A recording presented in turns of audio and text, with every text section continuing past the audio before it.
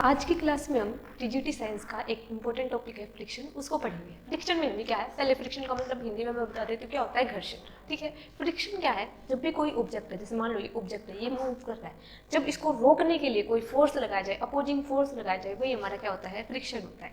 ठीक है, कोई भी ऑब्जेक्ट है जब वो मोशन में है, यानी कि मूव कर रहा है, मोशन का मतलब क्या है, कोई भी ऑब्जेक्ट टाइम के रिस्पेक्ट में अपनी पोजीशन चेंज कर रहा है। जैसे अब ये यहाँ पे है, 10 सेकंड के बाद ये यहाँ पे, 10 सेकंड के बाद ये यहाँ पे, तो इसका मतलब क्या है, ये ऑब्जेक्ट मोशन में है कि भाई ये ऑब्जेक्ट क्या कर रहा है, मूव कर रहा है। जैसे ये ऑब्जेक्ट यहाँ पे है तो इसका मतलब इसमें कोई मूवमेंट नहीं है, कोई मोशन नहीं है। ये यहाँ पे 10 सेकंड के बाद भी यही मिलेगा, 20 सेकंड के बाद भी यही मिलेगा। ठीक है, तो मोशन में हमारा क्या होता है, मोशन का मतलब क्या आता है, कोई भी ऑब्जेक्ट टाइम के साथ अपनी क्या करे, पोजीशन चेंज करे, उसको हम क्या बोलते हैं, मोशन। तो जब भी कोई ऑब्जेक्ट मोशन में होगा तो उसको रोकने के लिए जो फोर्स अप्लाई होगा वो हमारा क्या होगा, फ्रिक्शन होगा। आपको समझ में आ गया होगा फ्रिक्शन।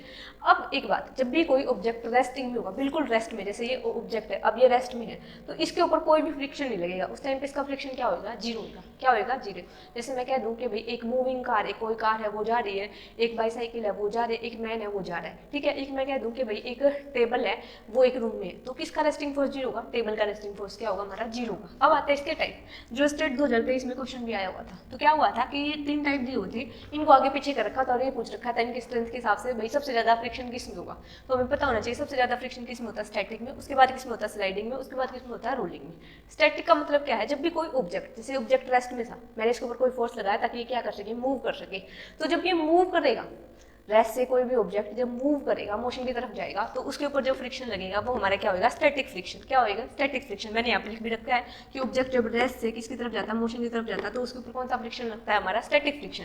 उसके बाद स्लाइडिंग के, भाई कोई भी ऐसे स्लाइड करके जा रहा है, उसके बाद रोलिंग, ऐसे रोल, ये रोलिंग होती है। ठीक है, ऐसे रोल होता जा रहा है। रोलिंग में हमारा सबसे कम फ्रिक्शन होता है, फिर स्लाइडिंग में सबसे ज्यादा फ्रिक्शन, सबसे मोर फ्रिक्शन, मतलब कि सबसे ज्यादा फ्रिक्शन, मोर फ्रिक्शन हमारा किस में होगा,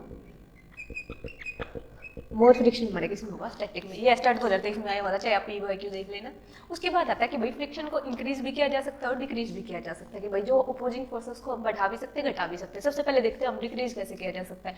ल्यूब्रिकेंट करके, ऑयल वगैरह का यूज करके, ग्रीस वगैरह का, मतलब कोई भी सर्फेस है उसको जितना ज्यादा स्मूथ किया जाएगा, मतलब कि सर्फेस जितना ज्यादा स्मूथ होगा उतना ही कम क्या होगा, इसके ऊपर फ्रिक्शन होगा, उतना ही ज्यादा रुकने की क्या होगी चीजें। जैसे हम कहते हैं ना अपनी लाइफ में स्मूथली सारी चीजें जा रही है, तो मतलब इजिली मूव करती है। ठीक है, जितना ज्यादा रफ सर्फेस होगा, जितना ज्यादा हमारा फ्रिक्शन क्या होगा, इंक्रीज होगा। जो हमारे स्पोर्ट्समैन वगैरह इनके शूज़ है ना, इनके ये आ सकता है पूछने के लिए, सीटेट में भी आ सकता है कि बताओ भाई कोई स्पोर्ट्समैन शूज़ है तो उसका इरेगुलर सरफेस पे होता है नीचे वाला, तो क्यों होता है, ताकि उसका फ्रिक्शन क्या किया जा सके, इंक्रीज किया जा सके। ठीक है, तो ये हमारा एक छोटा सा टॉपिक था फ्रिक्शन। Thank you. इससे रिलेटेड आपको